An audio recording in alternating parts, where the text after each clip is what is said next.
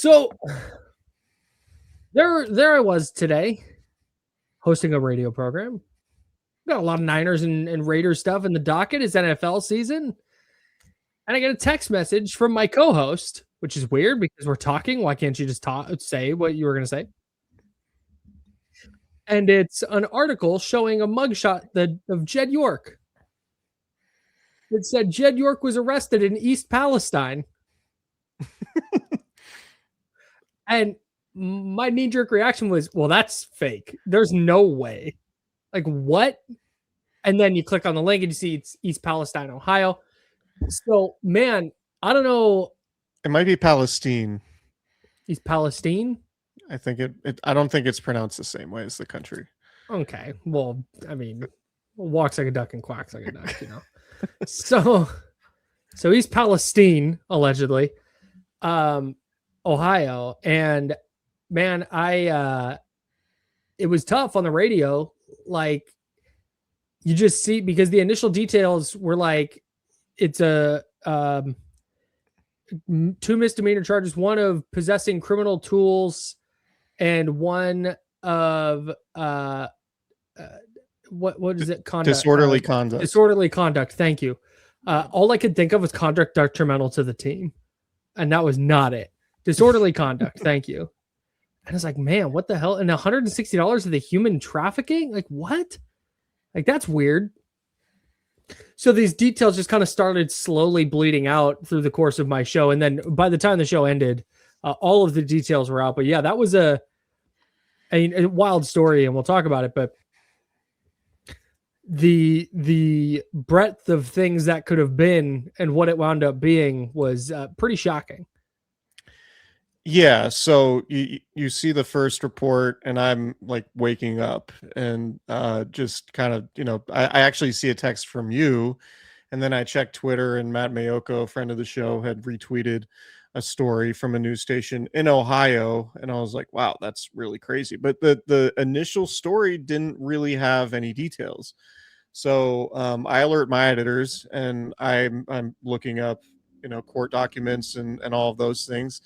And then you see the initial charge that was amended was engaging in prostitution, and then possessing criminal tools, which I think turns out to be Jed York's cell phone that he used to engage in prostitution. And so we write up the, everything from the court documents, the $5,000 bond, the 2 nights in jail, how it was amended, and he pled no contest. And pleading no contest, I think, is a really important sticking point for the upshot of this story, because I think the upshot from Jed York's perspective is that he has a real chance of facing discipline. And I think the first discipline from the NFL, the first thing a lot of people think of is Robert Kraft in 2019, right? And with that situation, he pled not guilty, and then the charges were dropped, and ultimately the NFL didn't punish him, right? But because Jed pled no contest and the judge ruled that he was guilty, it pretty much is what it is. And this is basically, the Niners said it in their statement, like, this is a legal matter that is basically over with, and we're not going to comment on it. The fact that it's over with, and this is not, it's not a situation where Jed York's going to court in a couple months and then, he might get adjudicated or whatever. Like, this is a scenario where Jed York is done this. He pled no contest. He didn't plead not guilty. He's not fighting it. And so he could very well receive discipline from the NFL. How important is that? I think, I think a lot of fans probably aren't going to care, frankly. Like, if Jed suspended for 6 games and gets fined $1 million, like, what do fans care? Sure. And I think that's fair. I think zooming out a little bit, Jed's on, I think, 4 different NFL owners subcommittees, right? And the subcommittees handle things like stadium financing, media rights deals, hiring practices, international business, right? And the NFL group of owners, like, is a very powerful collection of people, right? And a lot of these decisions get made, like where to host Super Bowls and who plays international games, are made in boardrooms with NFL owners. And if you have something like this with an owner, that guy's going to lose a lot of credibility in that Sure. room, right? So fans might not care if Jed York is suspended, but from the 49ers perspective, I don't think Jed York's going to be forced to sell the team. I don't think so. He's probably going to face discipline, but I'd be very interested to know how this is going to impact the 49ers ability to get, future Super Bowls, Sure. right? Like the 49ers have kind of been an NFL sweetheart, right? Like they're a signature brand in the league. Fans travel like crazy. They have one of the biggest, if not the biggest fan bases in the NFL, right? I think it's, and it's probably top 3, top 5 fan base. And in terms of teams, comfortably top 5 teams that like move the needle, the Niners are absolutely one of them, right? So they have the stadium in the middle of Silicon Valley. They have all these things. How does Jed York getting arrested and pleading no contest, essentially admitting that he's at least not going to fight the charges, how does that impact the operation of the 49ers, I think is notable. And we can talk about the fact that, he just filed for divorce basically 3 months ago in May. We don't know if this is a Frank McCourt situation necessarily, but this certainly could be a wrinkle towards something like that. And we can talk about that later, but can you explain what you mean by a Frank McCourt situation for people not familiar with the Dodgers? Frank McCourt in 2012, right? Had to sell the Dodgers because he was going through a messy divorce. Jed York filed for divorce in Santa Clara Superior Court in the middle of May of this year. And maybe there's a prenuptial agreement where we have no idea, right? Like that's all very personal family stuff. That's probably not going to be made public unless Jed York decides to make it public. But there's a chance that if this comes up in the middle of divorce proceedings, and again, this is purely speculation, I have not heard this, but this is it's a factor. It could potentially be a factor. So I'm not saying we're going to go down that road, but it's very eyebrow raising for me that this happens for Jed York 3 months after filing for divorce. Yeah, man, it's we'll get to football here, but I think with Jed York in particular, he was such he was a bit of a punchline when it came to NFL ownership and stewardship of an NFL team when he first took over.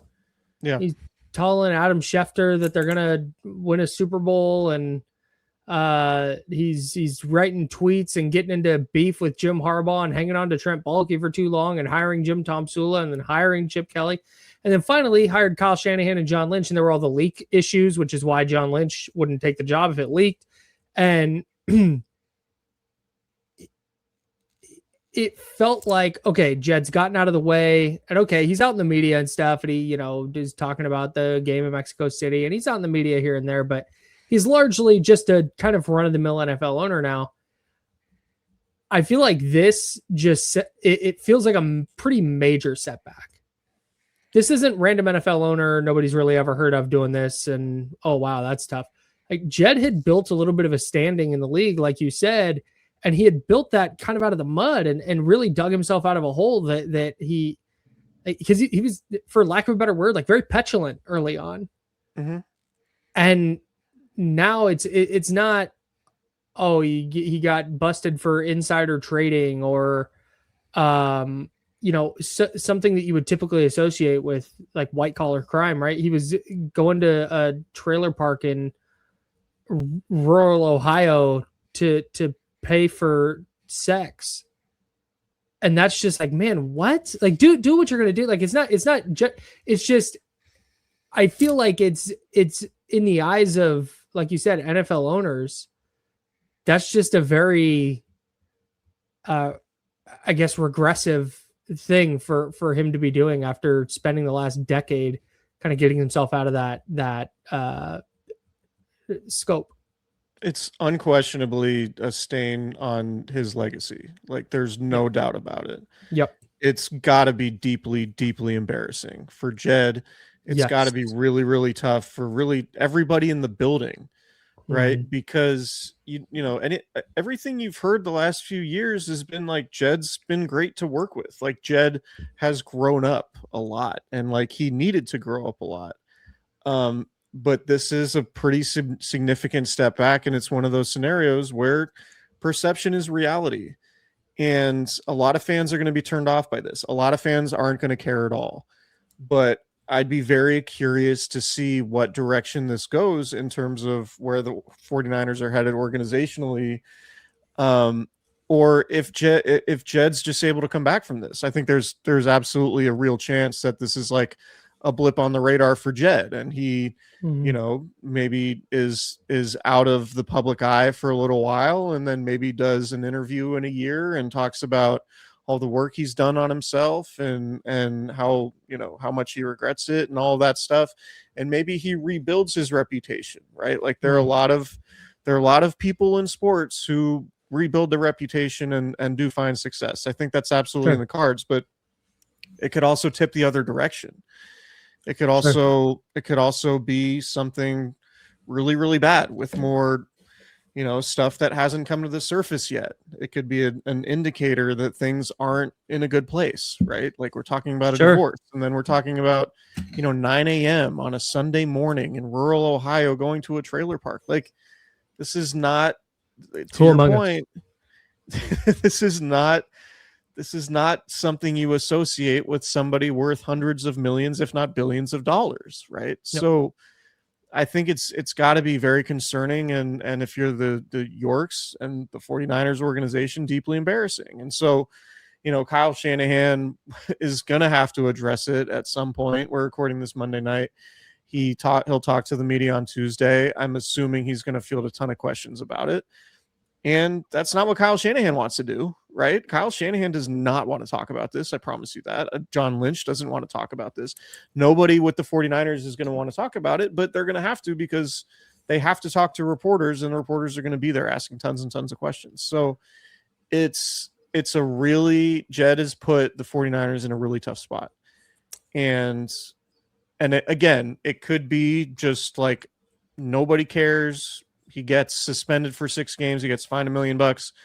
He rehabs his image, and it's just whatever. Or it becomes really messy and things spiral out of control, and this is the beginning of the end of Jed York's ownership, right? Like, it's worth pointing out the reason why Eddie DeBartolo gave the team up was because of scandal, right? Albeit a different kind of scandal. He was, allegedly bribing a governor in Louisiana to get a riverboat gambling license. And then Paul Tagliabue stepped in, and there was a squabble with Denise DeBartolo York. And then, Eddie DeBartolo ends up giving up the team to his sister, which allowed Jed to get the team. Like, I'm not trying to be alarmist here, but like, this could be the start of something. And it's why it matters. Yeah, that's why it matters. It's why this matters outside of the like palace intrigue of an NFL owner trying to pay a prostitute. It's like, what's it like? Okay, fine. Yeah, that's like you said, embarrassing personally, whatever. But what about for the 49ers? And that's it. What you're saying, like that's the way this could become dramatically impactful. And I don't think that's off base at all. I have 2 questions. One, this isn't really a question. This is more a statement, because you're right. Kyle Shanahan's going to get asked about this. I'm sure the key players will be asked about it on some level. And I'm sure everybody will go back to, whatever the statement said that the team released. But I kind of feel like, and I don't think this would happen, but I kind of feel like Jed should come out and talk instead. Yeah. Like, don't throw Kyle Shanahan to the wolves in this. Don't make John Lynch go out with Kyle Shanahan and do a press conference on this. You go do it. You go answer all the questions. Because if he does that, like, okay, Kyle Shanahan might get a question about it, but it's less of like, hey, we're looking for answers and you're the guy representing the team right now. So we're going to ask you all the questions that you may or may not have answers to. And if he does have answers, he's certainly not going to give them. So if I'm Jed, I think you want to talk about like ways to start building your standing again. I think you should go face the music. You say, I'm scheduling a press conference this day before Kyle Shanahan talks. Ask me all the questions you want. I'll answer as many as I can and get it out of the way. That's what, like I said, I don't think that would happen, but that's what, if he calls me and said, Kyle, what do I do? Which he never does. If he called it, that's what I would advise him to do. I agree. I think what I would tell, like if I were in charge of 49ers communication, which I'm very much not, I think I would say, hey, Jed, do an off-camera scrum with all of the reporters, because have him in live TV is a different animal. Yeah. You know, you'll get clipped, you'll get memed. Just be like, no cameras, ask me anything you want. I'll answer any question as honestly as I can. I'll be remorseful. I'll explain why this is never going to happen again, but you're not going to do it in front of the camera. That's what I would, if I were advising them, that's what I would do. And now that we're talking about this, I'm feeling compelled maybe to drive down to Santa Clara just in case. just in case. I'm not counting on that, but I think that's the best case scenario too, because in terms of Jed York talking, because like you said, like Kyle Shanahan has a season he's trying to prepare for. They're trying to make roster cuts. Like to be the face of the franchise and have to answer all these questions while Jed's not answering the questions, I think would be a really, really tough scene for Kyle Shanahan. And honestly, that's the type of stuff that makes a guy not want to be your coach. Sure. Right? Like Kyle Shanahan's dealing with enough stuff. He just had he was just in a car accident. He's been dealing with concussion symptoms. And that when things got out of hand, he called reporters into his office when he was ready and able to talk because he had a concussion and said, all right, here's what I got. Like that just, it's you're the leader of, like, Jed York, you're the owner of the team. Kyle Shanahan and John Lynch are the faces. Christian McCaffrey, George Kittle, Trent Williams, Deebo Samuel, all those guys are the faces for sure. Brock Purdy. You're the guy though. And if you want to start reestablishing your role as the leader of the team in any meaningful way, you have to be the one that talks to reporters. You have to. We agree. Second thing. Yeah. Second statement. This is to piggyback off of that. I think if he does that, he then disappears for the rest of the year. Oh, like, no don't be in the box. Don't be in your suite. Don't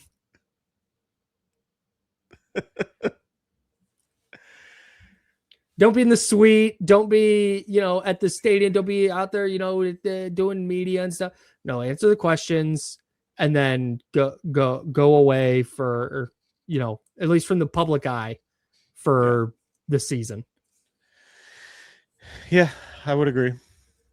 Anyways. I think I would imagine, like I said, I think there's a chance at least that he does the thing where he rips a Band-Aid off, talks to reporters, and then disappears. Like I think if you're doing crisis management, I think that would be the best way to do it. And maybe I'm being selfishly talking as a reporter who would want all these answers. Maybe I have a bias towards that side of it, but I generally think hiding and not addressing something head on and forcing other people to do it for you is not the right way to handle a situation like this. And it's honestly the type of thing that makes people, the last thing Jed York wants to do on top of like already get arrested for this stuff is have it cost him Kyle Shanahan. Right? Sure. Because if he handles this in such a way where the entire onus falls on Kyle Shanahan, then Kyle Shanahan could say, why am I being thrown to the wolves here? I can go somewhere else where I'm not going to be thrown to the wolves. And there's an owner who isn't doing these types of things and putting their head coach in that situation. Yeah. So that I think, I hadn't really thought about that till we just started talking about it, but that is a huge part of this too, is like, the media stuff is real. Like the conversation is real. Like people being in a press conference and having 20 reporters there all asking variations of the same question is not fun and a stressful part for these coaches. Like that's why Kyle Shanahan eased back into the media obligations. Like that was kind of like the last step for him. He was like running team meetings and had no problem doing that. And, designing his offense and all of that. Like the last thing he felt comfortable doing, dealing with concussion symptoms, was being in a press conference talking to the media, because it's an entirely different ballgame. So if he has to do that and talk about Jed's stuff and be the unofficial spokesperson for Jed York, and I think the same is true for John Lynch. Like John Lynch doesn't want to do this either. Like I think that's a really tough spot to be in. So I would be curious to see how Jed handles it. And just to, you say like, maybe this is just you as a journalist, but like, no, we just went through this with the Kyle Shanahan stuff. The whole critique was, fair or not, was why wasn't anybody investigating? Why was this not reported on? You can't just have Jed York getting arrested for soliciting a prostitute allegedly, and then saying like, oh, okay, well, if Jed's not talking, then we don't have any questions. Like, no, the questions are going to get asked because that's the job. Yeah. Whoever's representing the team is going to get asked. And it's going to be Kyle Shanahan first. So that's why if you're Jed, man, you've got to sack up and do it. It's to me anyway. I don't. Yeah, I agree. And the jokes are going to come. The jokes are out there. They're going to happen. The court of public opinion is going to think what it wants. But once you get out there and you say it, you own it, you say it, like, all right, well, all the mystery has gone away now.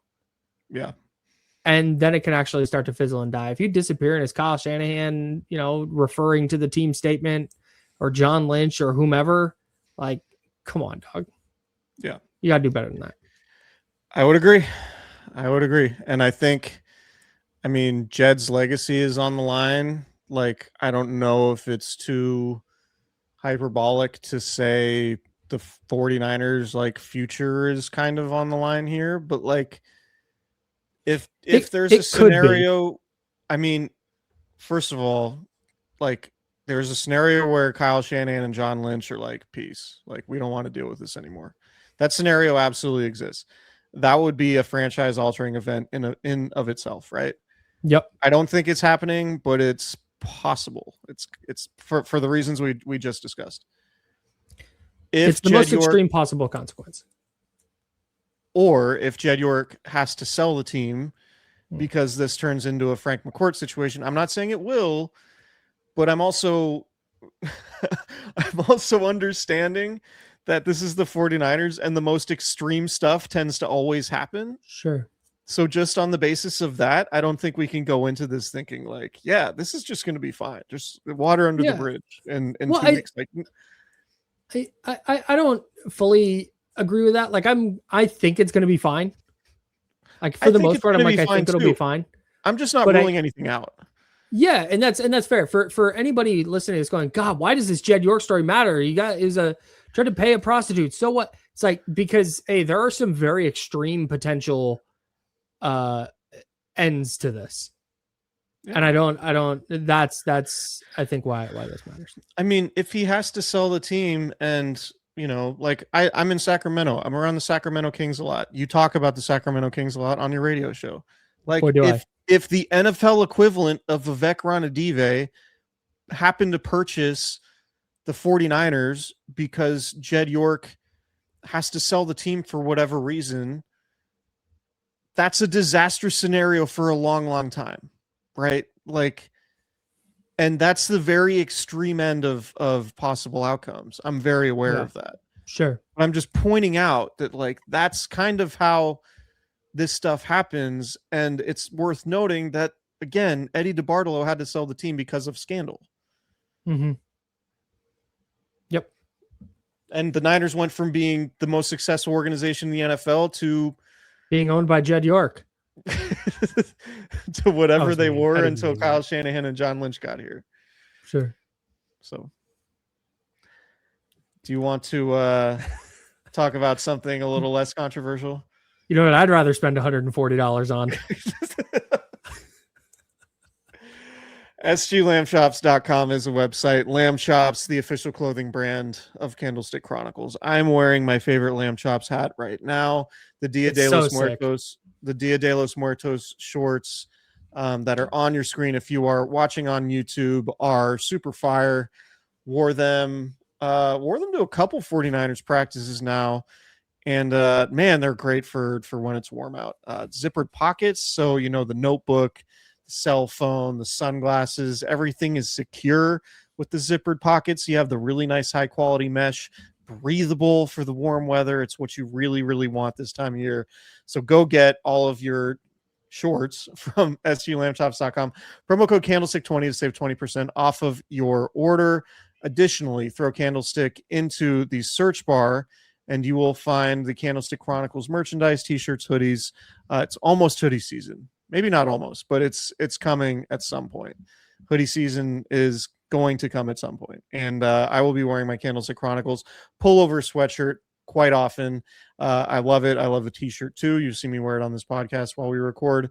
SGLambshops.com, promo code Candlestick20, save 20% off your order. Throw Candlestick in the search bar for the Candlestick Chronicles merchandise. Lamb Chops, join the herd. Want to talk about some better 49ers news? Yeah, let's do it. Christian McCaffrey and George Kittle were back in practice on Sunday. Yeah, it feels like last week that happened at this point. Can I vent to you about this? Sure.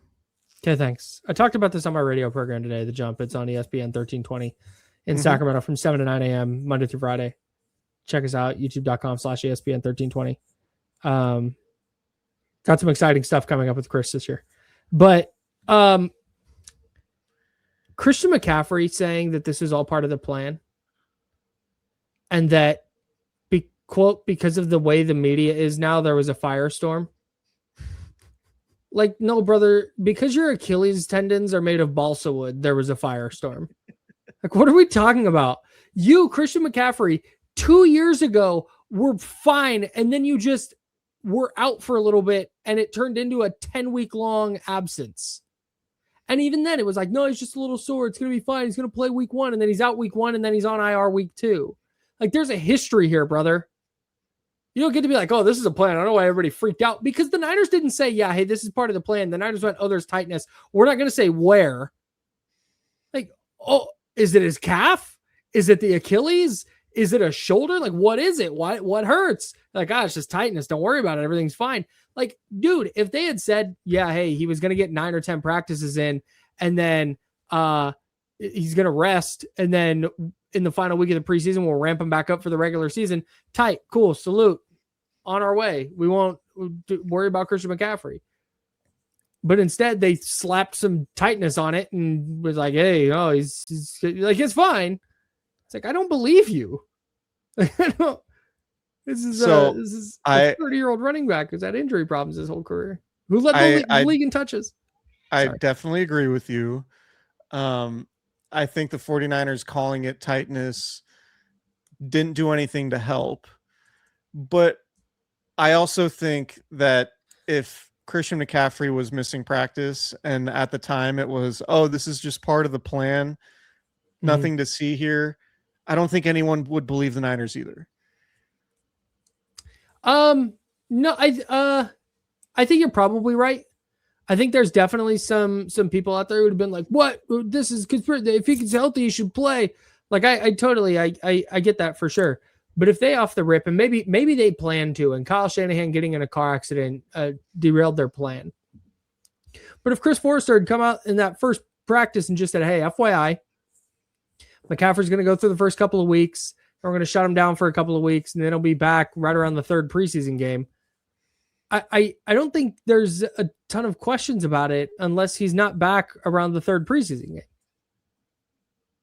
No, you're right. You're right. I don't really have. I mean, it's not that big of a deal. I did ask Christian McCaffrey about 2024 and if that, sort of like impacted his approach to this training camp.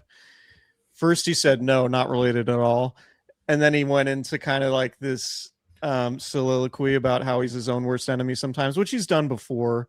But I think the takeaway from 2024 and how that all went is he was practicing through something that he probably shouldn't have. And that led to the bilateral Achilles tendonitis. Whereas this year, they're taking that out of the equation because they're saying, all right, you're going to get 9-10 practices in, which he did. And he was practicing a lot and getting a lot of reps and looked like Christian McCaffrey. And then they just shut him down. And it's like they got him to work, put him in bubble wrap for a few weeks. He was back out there Sunday. And then the plan was, to spend another couple weeks getting ramped up for the regular season. So when you just discuss it that way, I think it makes a lot of sense. But yeah, like the fact that there wasn't any transparency regarding it and the team did call it tightness, it makes it seem like something weird is going on. But I think kind of no matter how the Niners described it, if Christian McCaffrey isn't practicing, no matter what they say, it will always feel like something weird is going on. Sure, no doubt. So I think to a certain extent, the Niners just kind of punted and we're like, we don't really care about the messaging so much. This is what the plan's going to be. And if fans and fantasy football people want to go crazy with it, then they can. We don't really care, which is, somewhat admirable, I guess. I don't know. I agree. I reject the idea that it's because the way the media is now. Like, brother, if you had done this in 1985, there would have been a news story about it every single day. Sure. What are we talking about? Sure. I think when you sometimes I think the media criticism, like the criticism of the media, is very pointed and very specific. When it's coming from the Niners, like I'll just come out and say, like, I think they hate Florio and Pro Football Talk.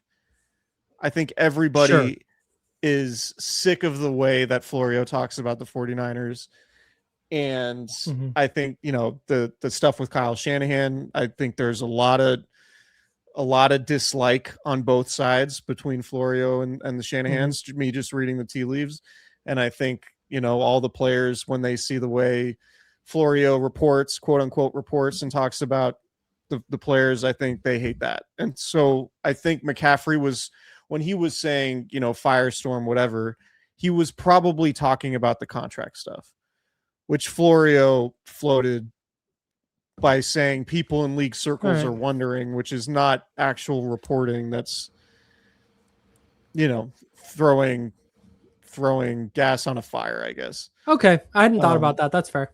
So I think I don't know. That's just my read on it. Like, I think when Kyle Shanahan gets angry about reports and Christian McCaffrey to a certain extent, I think it's pointed directly at one source.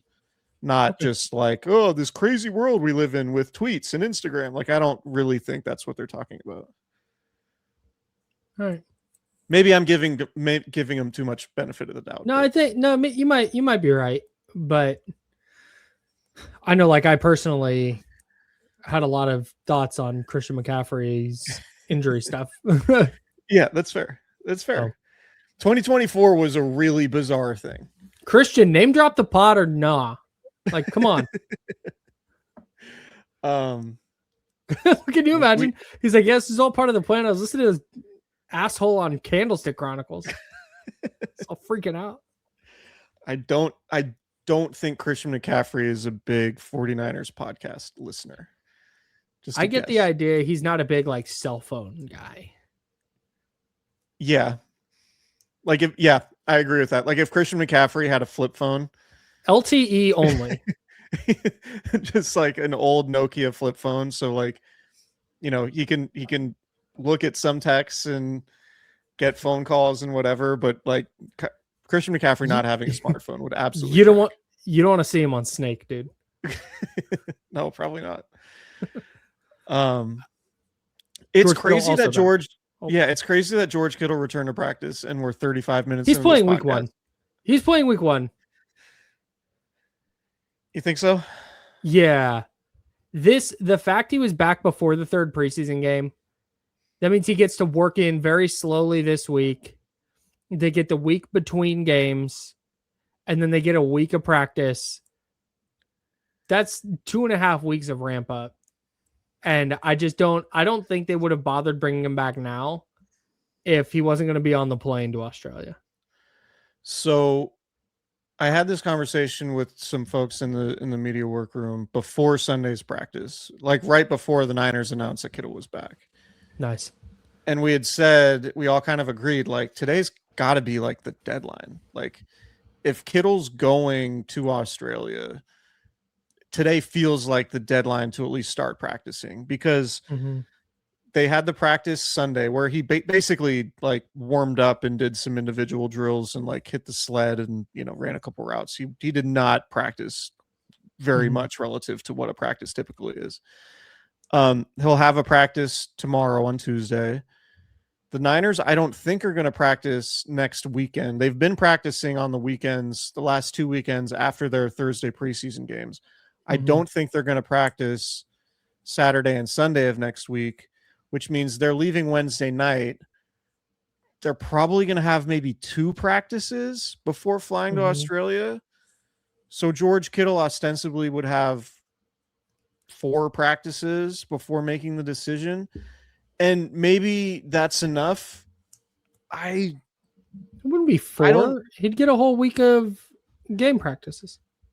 If they're going to Australia a week early to practice for a week, and he needs to decide whether he's going on the trip after 4 practices. I see. Got it. Okay. Yeah. Because he said if he's getting on the plane, he's going. If he's getting on the plane, he should play. There's no way he should. If he's like, I'm not playing, there's no way he should get on the plane. That would be free trip to Australia. That would he can afford to go to Australia in the off season if he wants. I'm not fully convinced. Like, I understand the fact it's a big game. It's a divisional game. It's the Rams. Like, I understand. I just don't see any logic in it at all. And I feel like it would be a really difficult decision to make after just 4 practices, whether or not to get on that plane. Because say George Kittle plays and say he comes out of it really sore. So George Kittle, coming off a torn Achilles, having played football for 2 weeks, is now super sore and has to recover on a 18-hour flight coming back, and then has to get ready and recover from the soreness instead of being in like the super controlled environment, not playing football and having more of a ramp up to get ready for week 2.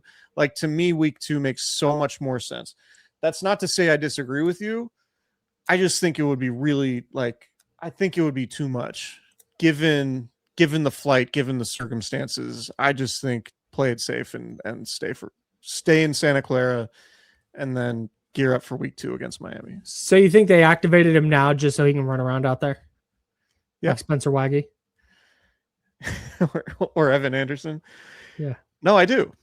And I do think there's like a tangible, like George Kittle being on the practice field, breaking down the huddle, talking to everybody, like being George Kittle. Like, I think that has a tangible effect. It's not like, you know, they have plenty of guys. George Kittle is not taking the spot of somebody super important. No disrespect to any bottom of the roster players, but like they don't need that roster spot so badly that, you know, George Kittle shouldn't be practicing. I'm not saying he's not playing week 1. I think it would be a wild decision to make. Yeah, if he feels good, if he goes out after the light practice the other day and does a little bit more in their next practice and maybe goes through a pregame warm-up before the 3rd preseason game and goes through another practice and feels good, like, I don't know why not. He's good to go. Yeah, I just think the flight and all that is a whole other, like, this is well, keep in mind they're not flying commercial. They're not sitting in economy plus. It's still a pressurized cabin, regardless of whether he's got a lay flat or not. It's not good for swelling and inflammation and all that stuff. Yeah, I guess. It's not like an hour flight to LA. It's like literally 18 times the flight to LA. Yeah, but I mean, when you went to Europe or Japan, did you feel like, hey, I I can handle some real peak physical activity right now. Chris, I'm always a peak physical performer. Sure. No, no, but I think how I would feel after a flight in commercial on actually we flew it's like Comfort Plus or something like that to on China Airlines on the way to Japan. Really nice. It was fire. Yeah, I'm not George Kittle, FYI. Don't know if you've noticed that. We're built a little bit diff. So yeah, I'm not, again, like there's been so much chatter about him maybe being ready. I'm not ruling it out. I just think it's the circumstances with the flight to Australia just like is a different, completely different set of circumstances. All right. But the vibes are good.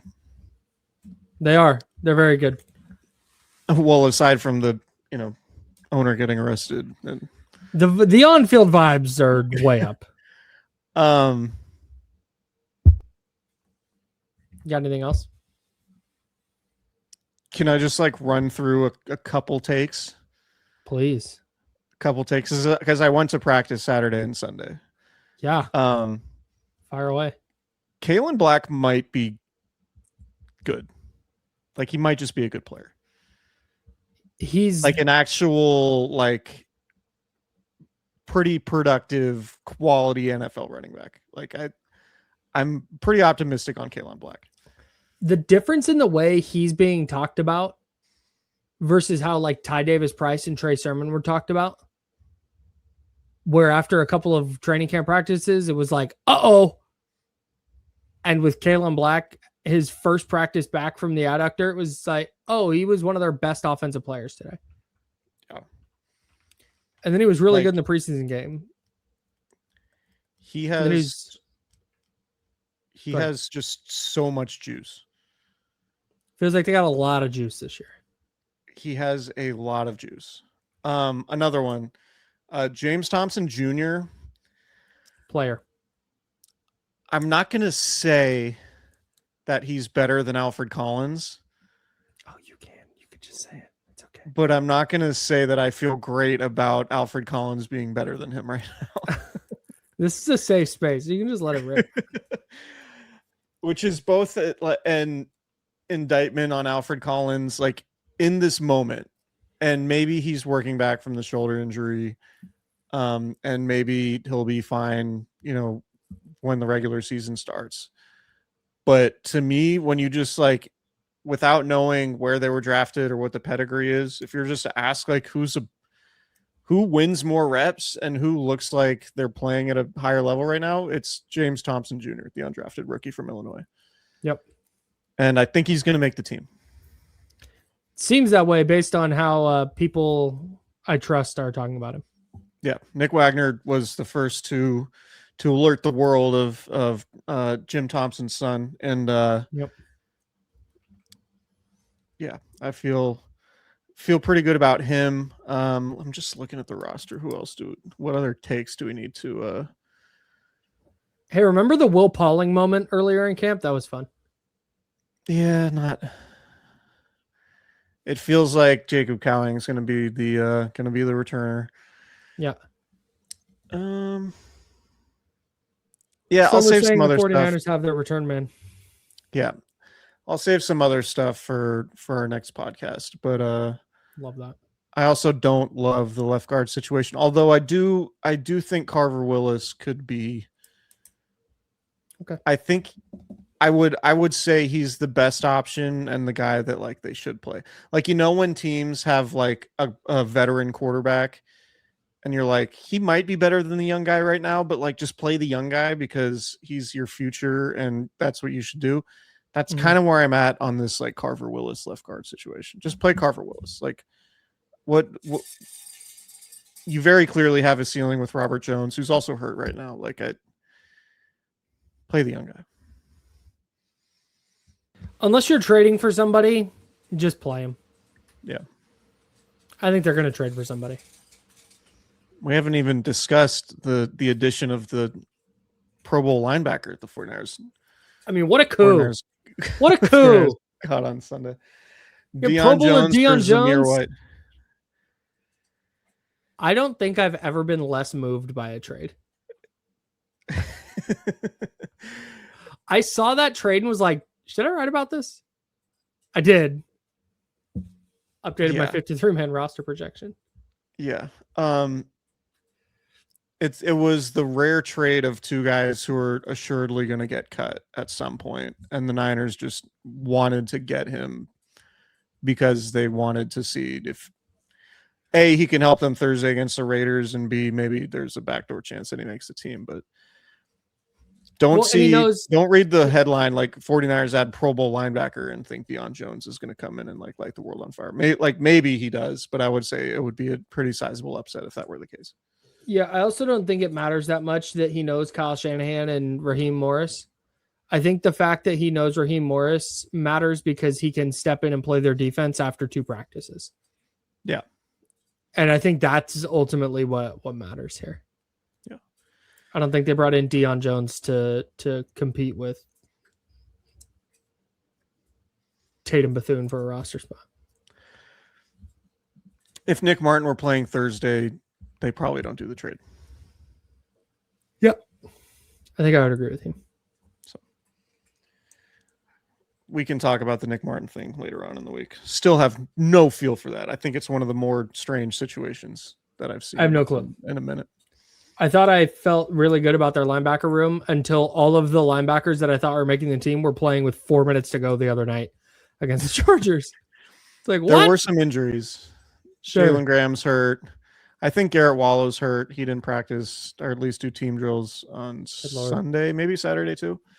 So I don't know. Worth noting, maybe. Hey, shout out to Garrett Wallow, by the way. My man is here to lay hats and chew bubblegum, and he's all out of bubblegum. He's not bad. I think he makes the team. He hits like heck. Anyway, we can talk about that stuff later. This was the Jed York, Christian McCaffrey, George Kittle podcast with some other for very different reasons. Extremely different reasons, man. It's very on brand for the NFL to like you spend your whole weekend around 49ers practices and like, all right, I'm gonna come in, I got some really great takes, watch practice, and then just like, nope, bombshell news story about the owner in Ohio going to a trailer park first thing Monday morning. Just completely was gonna take Monday off, the Lord's Day. Well, I was going to take today off, worked all weekend, be like, I'm going to have a nice slow Monday. Niners are off. Like, let's, wrote 3 stories yesterday. Feel really good about my productivity as an employee. And then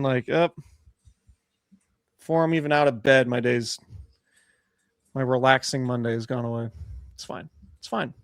I'm not bitter. It's fine.